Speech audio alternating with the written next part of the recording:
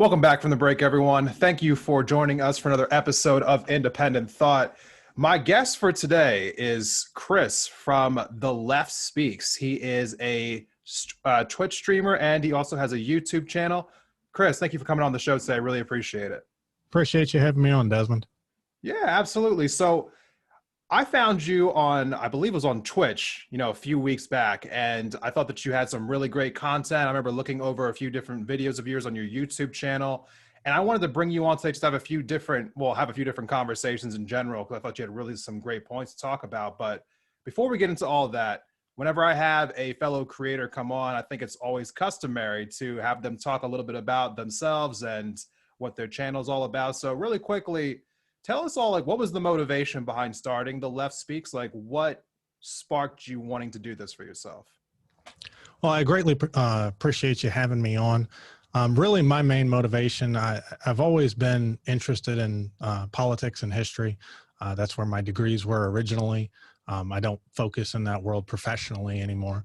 But the Trump presidency and the warning signs I was seeing leading up to the insurrection attempt with the discrediting of mail-in ballots without any evidence before they were ever even cast. A former coworker of mine who was ex-military like myself, we didn't meet in the military, but was taking this extremely seriously. And a lot of discussions back and forth with different people I'd gone to military school with that were taking those allegations seriously started getting me really concerned.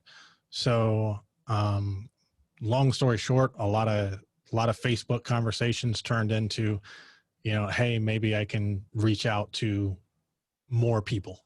And that's what really inspired this and really, got me to start broadcasting my political arguments, for lack of a better way of putting it, my positions. Yeah. And honestly, if there was going to be a motivation, that's probably that's a really good one, especially with everything that we were hearing coming out of the former president's Twitter accounts and interviews that he was doing, especially last fall, but alongside of covering those types of conversations, what else can someone expect when they come to your channel to hear one of your episodes? Well, since I stream on Twitch, a lot of streamers on Twitch will do hours and have political content mixed in with, video game content or whatever they're doing. My show is very much not like that. I do 2, sometimes 3 hours a week. It's always on Sunday, starts at 2 p.m. Pacific time, runs till 4. I'll go over if we have callers online. The main motivation is to get people talking to each other across the political divide. I think we all spend way too much time in our own little bubble and don't get the information or the accusations or the arguments that the other side has directly from them. For me, to kind of encourage that, I have a toll-free call-in line, 855-915-LEFT. It's open and live, and there's up to 30 lines anytime I'm online. And each show is going to be focused on a particular policy position or belief or some in-depth topic to go over. And the phone lines are open to anybody who wants to call in on that week's topic or the previous week's topic in case somebody needed to go do some research and get it back to me. Because I'm not trying to sandbag anybody, and I'm not trying to be sandbagged with, off-the-wall claims. So that's really what you can expect from me, is we're going to look in depth at, the filibuster and the history of it and whether we should reform it or repeal it or replace it. We're going to look in depth into these claims of voter fraud and whether they're, what the historical rates of voter fraud are and where these sources are coming from. And the sources are going to be presented during that show. And if you have something to the contrary, something that's, doesn't go with the information I'm saying, by all means, send it in. By all means, link it in. By all means, call in. The number's toll free. And if your crazy uncle or dad or whoever, because a lot of Twitch viewers are younger, right? If they disagree with it, hand them the phone. That's why I went with the phone route instead of having to figure out Discord and all that kind of stuff. I want everybody to be able to participate that wants to participate. Absolutely. And that brings up, I think my first direct question for you that seems very pertinent to what you just said. We are in an era where talking to each other seems more and more scarce. especially now that we're on the other side of this election. It feels as though people are kind of just retreating to their corners and kind of being silent in their own judgments. Why, in your opinion, is it so important that we do try to talk to each other about our differences? Like, why do you focus on that? Conversations can lead to progress. If you have an argument inside of your family and nobody ever discusses it and it never reaches a resolution, then that wound, that disagreement doesn't go away. It just continues to fester and leads to more arguments later, whether it's about that or whether that feeds into it and is the ultimate cause. I think when my grandfather was growing up, it was common for families to sit around the dinner table and discuss politics. I mean, that was just the norm, right? And somewhere between my grandfather and me and our generation, politics turned taboo. You don't talk about religion, you don't talk about sex, and you don't talk about politics because that's going to cause disagreements. Well, disagreements never get resolved if you don't talk to each other. I mean, that's just the reality of it. And with the ability to go get your liberal news source and the ability to go get your conservative news source and all these information bubbles people can live in online, I think it's more important than ever that we actually start talking to each other, because if you're listening to just conservative news media, you're going to have a whole different perception of the world almost than if you're listening to mainstream media, than if you're listening to just progressive media.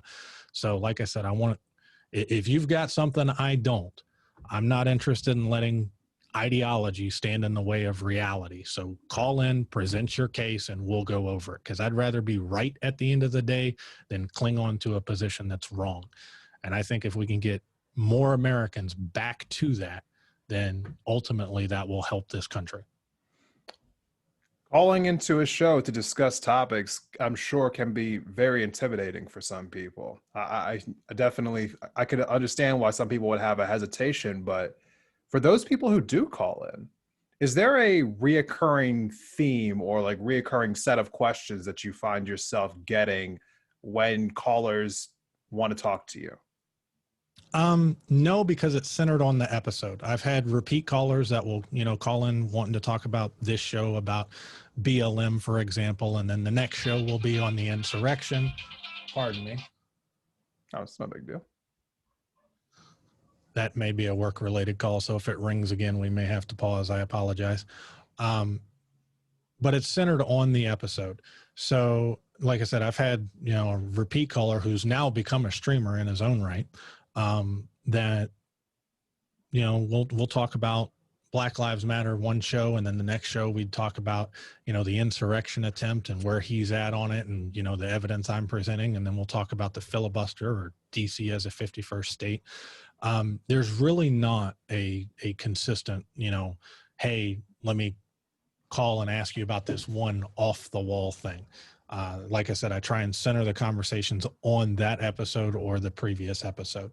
It's sometimes the conversations will meander, but for the most part, no. For anybody who is nervous about calling in, it's anonymous. As long as you call in with I'm not going to say professional name, but something that doesn't violate terms of service, right? Then I've got no problem addressing you as Mickey Mouse if that's what you want to be addressed as. And that's not a problem, right? Nobody's going to know who you really are. So you can call in and present your case. I would also say that, every call I've ever had is listed on YouTube, and with the exception of one, first and only time I've ever had to use the mute button because he just came in hot as hell. Every single conversation I've had, I think, has been civil. I think the caller on the other side would agree with that. And they've had a chance to, state their case and their positions. And I've had a chance to, from my point of view, point out why I disagree with them and why I think they're wrong. And then ultimately it's up to the audience at the end of the day to, figure out which position they think makes more sense and is more supported by the evidence. Conversations between people are very important. I feel like they lead to progress, as you were also saying. There are a lot of talks going on in Washington right now. I think most notably people are trying to figure out the ideas around the infrastructure bill. People are trying to figure out the particulars of this proposed $3.5 trillion package that's going to go alongside of the infrastructure bill. That's its own separate conglomerate. There are a lot of voices, not only just like on the left and the right, but also just on the left, who feel as though there should not be any compromise whatsoever. Progressives don't really want to compromise with moderate Democrats or especially Republicans. That's been a talking point that centers around the filibuster, more or less. What is your position on whether or not there should be, I guess, compromising when it comes to legislative agendas? And do you agree that there should be less of it or more of it, especially when we get into the ideas of bipartisanship? One of the first questions I ever got from chat, and I mean one of the first ones, I think it was probably my first or second stream when I finally got it sorted out, was, what do I think about centrist, which is kind of what you're asking, where can we compromise in the center, and my basic position on that has always been the same. Compromise is necessary sometimes. If both parties are based in reality, then there is a compromise that can usually be found somewhere in the middle. If you want to argue about whether the marginal tax rate should be 93% or 50%, well, then, okay, that's something we can debate about. You can have different evidence supporting it, that sort of thing. You can't compromise with fantasies, in my opinion. So Trump's election fraud claims, right, that we have, there is, to my knowledge, and I've had tons of stuff sent to me and gone over it on stream and everything else, there is zero evidence of a massive multi-statewide, multiple states across the country, dozens of, counties and hundreds of polling locations conspiracy to commit some kind of election fraud. So to compromise with policies that are based on that belief, I might as well be trying to compromise with somebody who believes that Santa Claus is real and that we need to protect the country from Santa Claus flying over, every Christmas to drop off presents, right? I can't compromise with fantasies. So if both parties come to the table and have reasonable positions and are basing their positions off of evidence, that's one thing. Yes, we can compromise on those kinds of things. If both parties are not coming to the table with reality, then no, you can't compromise on those sorts of things, in my opinion. Right. And it definitely is a question that sparked a lot of controversy, just in the last few weeks, last few months. And it's something that, I've always questioned, like you were kind of saying, like people who live in fantasy, people who live in reality. And speaking of people who live in fantasy, I think you and I were having this conversation previously where we were talking about whether or not it's important to engage in certain conversations. I think what I was referring to was Tucker Carlson, for instance. Yes. When he puts out a variety of statements based upon the news of the day or the week or previous years, what have you, but he says a lot of outlandish things. Yes. Now, we were talking about, is it more appropriate to just kind of more or less let him be and not engage with him so often because it only fuels the popularity of him in this moment? Or is it more appropriate to take on what he says and debunk it so that it's important for people out there to realize what exactly he's saying and how it's wrong? So tell me where you fall on this particular situation. For Tucker Carlson specifically, I would fall in the second category where I think you do need to debunk what he's saying, or even the questions that he's asking, because that's how Tucker Carlson will usually operate. My last episode was on, the 12 people that are responsible for 70% of the anti-vaccination content online. Mm-hmm. And Tucker Carlson is the king of, well, who's to say these vaccines are safe? And he'll just leave open-ended questions that make people nervous.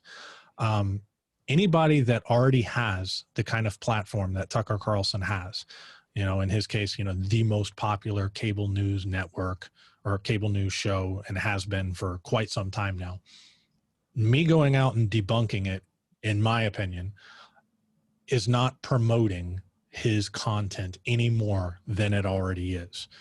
Now, if there's somebody that's got, 12 viewers on Twitch, That's different. If I give them a platform and bring them on to start spouting crazy conspiracy theories, and I have a platform that's much larger, right, then I'm exposing a much larger audience to crazy ideas. With somebody who already has a large platform, I do not think that is the case. And I think it is important to get the information out there correcting somebody like that. Right, right. And alongside of Tucker Carlson, there's also been plenty of others on Fox News who like to throw out statements that have been later founded to not be true. And we Yes. saw a lot of these cases surrounding the events that led up to January 6th and then January 6th itself. But when you and I spoke before, you seemed, very passionate about what happened on that day, the insurrection. As a former officer in the Army, why was January 6th so impactful to you? And why is this like a topic that you've talked about multiple times on your show? It's the first time the United States Capitol building has not been in federal control in over, 200 years now? I mean, the last time the United States federal government did not control the Capitol grounds was during the War of 1812 when the British burned it to the ground. Further than that, it was also a direct assault on a constitutionally mandated process, our presidential election. A segment of the American population did not like the results of that election. They could not provide evidence in 60 plus court cases to prove their case in multiple courts in front of judges appointed by Democrats, judges appointed by Republicans, and judges appointed by Trump himself. Anybody who's served in the military swears an oath to uphold and defend the Constitution of the United States. And that was a direct assault to try and stop a constitutionally mandated process. Further than that, I had a personal connection to it. Like I said, a friend of mine, former coworker, was at the January the 6th rally. I have no idea whether he went into the Capitol building or not. I have refrained from asking that question immediately afterwards. And he's kind of gone radio silent ever since. So I don't know. I know there was countless conversations we had back and forth prior to that event. You can go back to some of the older shows after the election and see him actually in chat. And a lot of the evidence and arguments I would debunk or go over from the conservative side arguing for election fraud were coming directly from him, because I like to get my arguments for the conservatives directly from conservatives. I don't want to put words in their mouth. And like I said, to see somebody that was a friend, that was former military, that got wrapped up into all of this, and the potential consequences are real life consequences it can have. I mean, you only have to look at Ashley Babbitt, who was shot, trying to charge through the barricade that was set up in the Capitol building.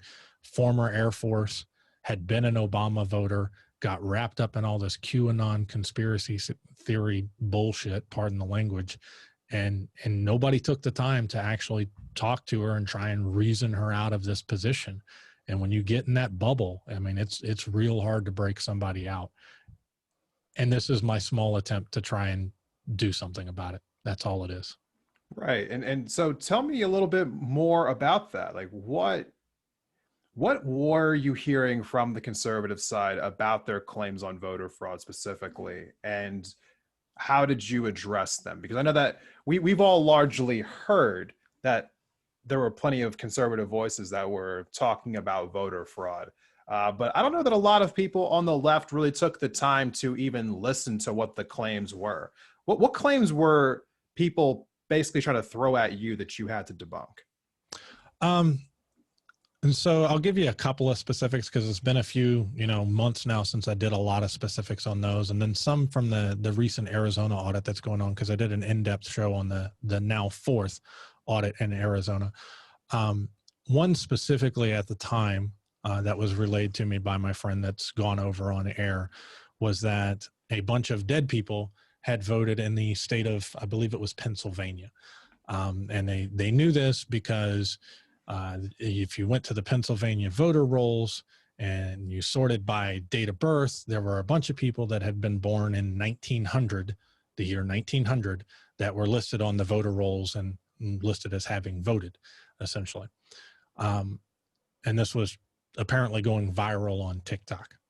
So I went to the actual Pennsylvania website, tracked it down from where, you know, the TikTok had come from that was forwarded to me.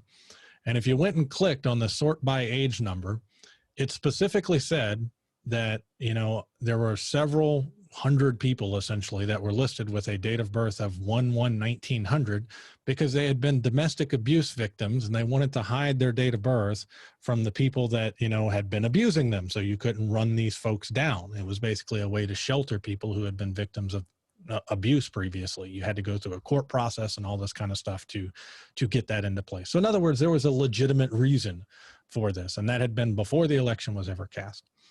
Another one that was forwarded to me was that again, it was in Pennsylvania. There was an article by, I think it was PJ Media, that showed this picture with, like, you know, several thousand ballots. And, you know, the sub headline was that Trump ballots had been thrown out. This was before the election, mail-in ballots that were coming in before the election. And then when you actually went to the website, it linked to an article from like Breitbart, and then you had to follow that. And long story short, by the time you dove into it enough, there was like 17 ballots or something that had gotten lost.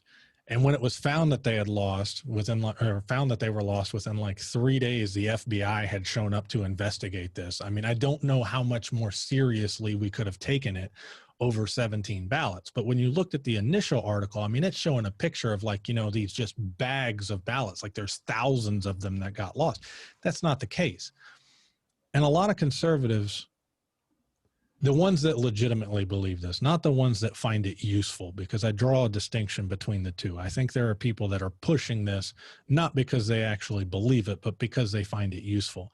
But the ones who actually believe it, we know that in any election, there's going to be a certain amount of fraud.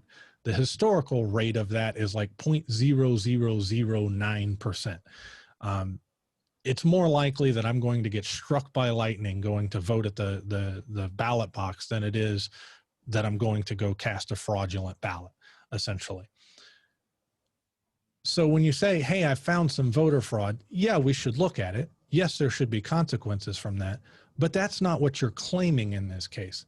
In this case, you are claiming that there was a federal multi-state conspiracy to change or to add thousands of ballots into the system without anybody noticing, with poll watchers from 2 or 3 parties in some cases, because some, you know, states have a viable Green Party or a viable Libertarian Party that are sitting there watching this stuff. And you're not producing any evidence of that. That's the claim. It's not that, you know, hey, we're going to find 100 ballots in the entire country that were questionable. No, you were alleging that there was massive fraud in multiple states, in dozens of counties, and hundreds of polling locations. And there's no proof of that, nothing supporting that. And when you look into the specifics of these things, like I said, there's nothing there. The Arizona audit, for instance, they are testing the paper to see if some of the ballots contain bamboo, because there is a theory that a lot of fake ballots were manufactured in South Asia. It's a hint to China, in my opinion, and that the ballots manufactured over there, I can't make this shit up, brother, I'm sorry, and that the ballots manufactured over there would have to contain bamboo because they're from that region. Okay, they were flown over here and unloaded from a plane and then basically swept into the system as mail-in ballots. So this 4th audit going on in Arizona, which will probably be completed by the time this airs, right, is literally looking for bamboo contained in the paper so that they can find fraudulent ballots. Well, you have no proof that this happened in the first place, right? You have no proof that these, you know, ballots ever even existed or were manufactured or anything else. But yet we're going to pay, or the state of Arizona is going to pay $150,000. Plus we're going to let these auditors fundraise directly from people who buy into this conspiracy to the tune of, we don't know how much yet, and go over all this election equipment and have access to all this sensitive data on nothing. Like I said, there's nothing even implying that this actually exists. It's just a crazy fantasy. I don't know how, to go back to your previous question, I don't know how you compromise with that. I mean, one of Right. the guys involved in this, the CEO, is working with a director to make a documentary about his, audit on the Arizona election. Yeah. The producer of that documentary, his previous work was a movie about how aliens committed 9/11, the September the 11th attacks on the World Trade Center, and that the Nazis had moon colonies and Mars colonies in the 1930s. Nobody is seriously considering letting those people run a new 9/11 commission. Why should I be considering allowing them to run an election audit? It makes no sense. I mean, we're way out of reality land at this point. I have so many thoughts. I have so many thoughts. I'm not gonna get into them all right now. My audience hears me talk quite a bit. I want to save this space for my guest, but I will say in a very broad sense that we should be using more bamboo other than paper when it comes to ballots. Bamboo is I think a more sustainable source of paper, so we should be investing in bamboo. That's not a bad thing. People need to lay off my bamboo, okay? Right, right. Before we before we get you out of here, just tell everyone really quickly why they should come and subscribe to your channel. I'm going to tell you at the beginning what I believe, what conclusion I've reached, what the evidence is supporting. Those three are going to be in line. I'm going to lay out that evidence live on the show. You're going to see all of my sources. They're going to be linked at the end of every show after the show is over. If you disagree, or if you see a flaw in my reasoning, or if you think I'm misrepresenting the evidence, the number's toll free. Anybody who disagrees gets priority to call in. I'm not trying to duck any arguments. I'm not trying to misrepresent any evidence. If I'm wrong, I want to know it so I can be right at the end of the day. And I think that should be the goal for all of us. We got to talk to each other. We're sharing space. We share a country, and we are more divided than we have been in quite some time, certainly within my lifetime, but I would argue longer than that. This is your opportunity. If you want to scream about being censored on Twitter and everything else, if you disagree, call in, present your case. If you want your evidence on the air, again, as long as it doesn't violate terms of service, you can message it to me on Twitter. You can link it to me through the website, and I'll be happy to bring it up on next week's show. Again, assuming it doesn't violate terms of service on Facebook or YouTube or Twitch where I stream. So again, I want to be right at the end of the day. I think we all should want to be right at the end of the day. And any conversation should be more about finding facts and truth than it should be about winning. And that's my goal. I love it. Thank you so much for coming on today. The Left Speaks, everyone. Where can they find you online for people who are interested in kind of like subscribing to you? The easiest way to find me is to go directly to the website. That will give you all the links from there, including, email, Twitter, YouTube, etc. And that is theleftspeaks.com. Okay, so I will have that link in the episode description below. I want to thank my guest again for coming on today. And for everyone else, we'll be right back after one last break, and you'll get my final thoughts of the day. Stay tuned. Thanks for having me.